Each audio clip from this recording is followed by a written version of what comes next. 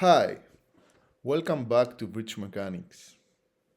In today's video tutorial, we are going to present some basic tools for messing apart in Abaqus user interface. As you can see, I have just imported a wonderful coffee cup.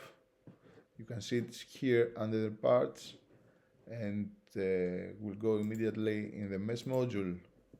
You can see the color of geometry is orange. That means that we can only mesh it with tetrahedral elements since the geometry is quite complex.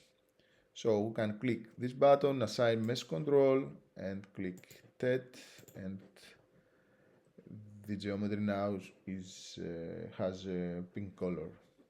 The first button that you have to click is this seed part.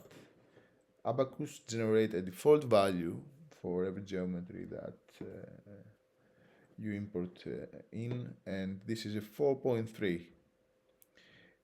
You can leave it as it is, but if you want to make your mesh a little bit denser, you can choose a smaller value. Let's assign 2. You can see here the dots that will guide the element edges. So next you have to click this button, assign element type. The first thing is you have to choose between the standard or explicit element if you use Abaqus standard or Abaqus explicit solver.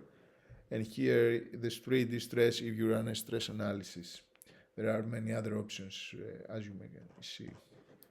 Here you have to choose the geometry of the element, the geometry order of the element between the linear or quadratic.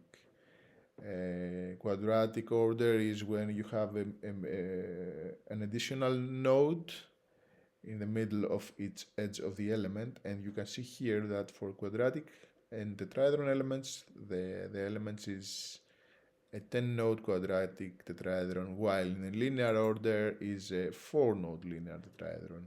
We can discuss on this option and the other options that you see here in a more detailed video for advanced techniques for meshing apart in Abaqus.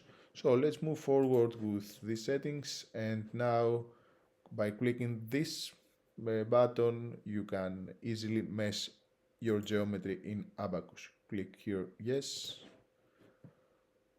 and you can see that the part has been meshed.